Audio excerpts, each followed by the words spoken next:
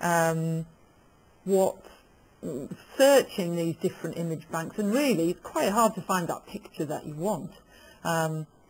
They also, as Franco notes in his third point, is finding tools to create resources. Franco's quite IT literate. He likes designing things, so does Catherine and Eunice, but they did, they put extra time in. I think I've got one more. Okay, one more. Here we have Simona from the Sixth Form College. She teaches languages, and that's a picture of her in Italy with some ice cream. And she wanted to bring real life, real news into the classroom. So she designed a PowerPoint that took you along different routes. And also this was for storing on the VLE, but they use it in the language lab with their students. So let's have a look at a few slides here. We've got clicking on an image leads to another slide, so you can take a different route through there. I'll run out of my... In her room, she's in the language lab. She's got the electronic whiteboard and a projector, and there's desks in the middle, and there's also PCs in the language lab. So I've managed to pick all examples where they've got PCs. Oh, except Catherine. So I'll just show you a few slides. It was quite interesting because they were pulling things out of papers and using it's a real story and real politics of Italy. Here's what the students thought. Images helped me to remember things better. Photos made the lesson more real. Images made the lesson more interesting. Good choice of photos. So that was some positive feedback, and the students got to watch it and use it, and as I say, they could visit it again. Now, yes, that was going to be my quiz, but I can see I've got the answer up there, 3rd of the 6th, 2005. That project came across a number of barriers, as Franco noted, finding pictures and also sorts of tools for cobbling pictures together, and also things like having cameras to take your own pictures. So what I'd like to do, and if you don't mind making a little note, I'd like to say, well, what do we think has changed? Oh no, we've got one more. I'm sorry, here we go. How could I forget? Kitty is our fabulous maths teacher, so I'm just going to take you through quickly before we look at what's changed.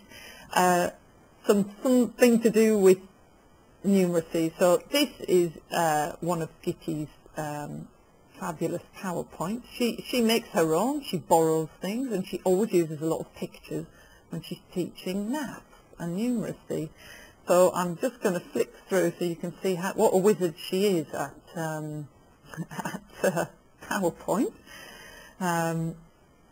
She has some nice simple devices, as I say. She borrows things. Also, here's a nice thing for a question and answer, that apparently the students like this on the board, because you get a nice, I'm not going backwards, a nice graphic, and then you get the answers. Kitty's a keen user of the VLE, and as I say, she always has lots of nice pictures and images, and we use something called whiteboard maths, which just creates endless PowerPoints for maths and numeracy, which is quite cheap to buy. So that's Kitty. I'm wondering. Okay, now I'm on. So now what I'm thinking is, well, what has changed since 2005? And I'm just wondering. This was my thought of what's changed from 2005. And perhaps a couple of people could give me an idea what we're looking at there. I suppose we're looking at screens everywhere, and computers everywhere. So I'm looking for a couple of what's changed from 2005 for you when it comes to photography and images. I'm going to put my comment in now.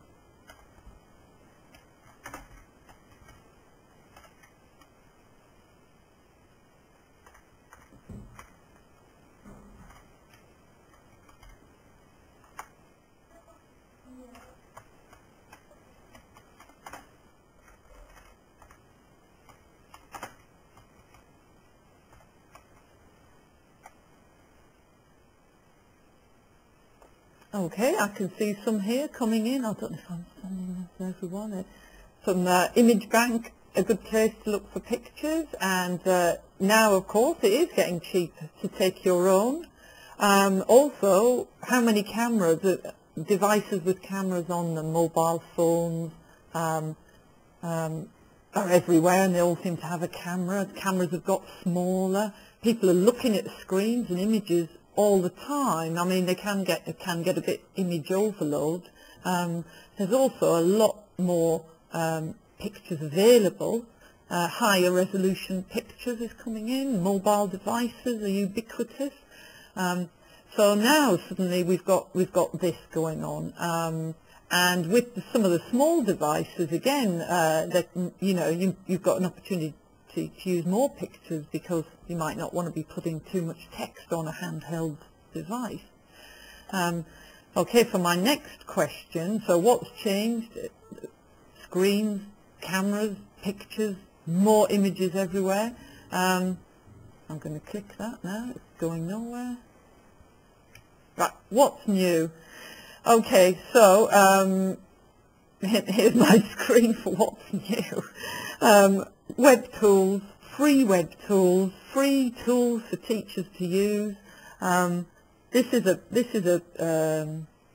a collection from something called the top 100. Actually, I'll type it in. This is top 10 tools for teaching, and I thought it was a good slide, because it's a little website that you can go to that's got the top 100 of everything for education, but also the top 10 for teaching. And I was pleased to see there that we've got Flickr and Google, and I can see someone mentioning the Creative Commons license, which, yes, thank goodness, you can search for your shareable pictures and not be breaking any laws, rules, or etiquette.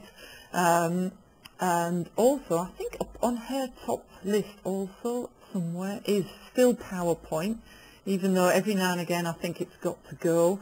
When it comes to something like this, or just throwing together a quick collection of pictures, it's so easy to use, whereas previously you'd need to know a lot more about layout and images and resizing.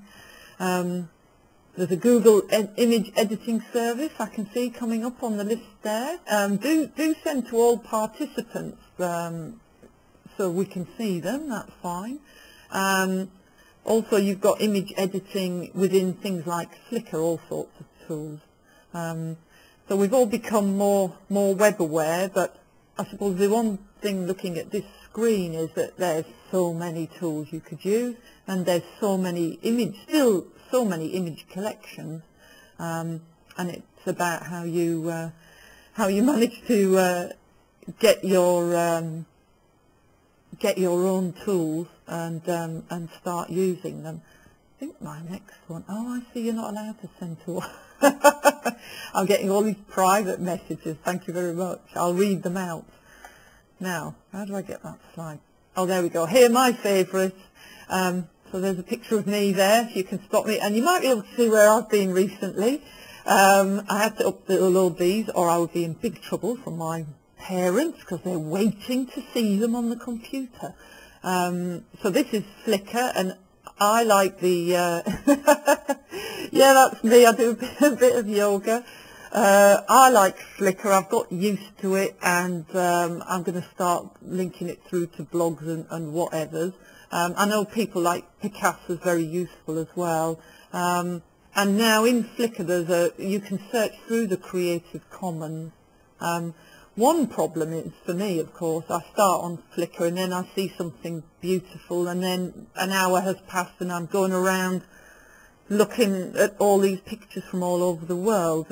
A new feature they've got is a gallery where you can choose 18 pictures, 18 pictures of anybody else's, not your own, and you basically curate a little exhibition. And I thought, well, actually, that's something students can do and teachers could do at the same time. And then if you're lucky enough to have the internet also,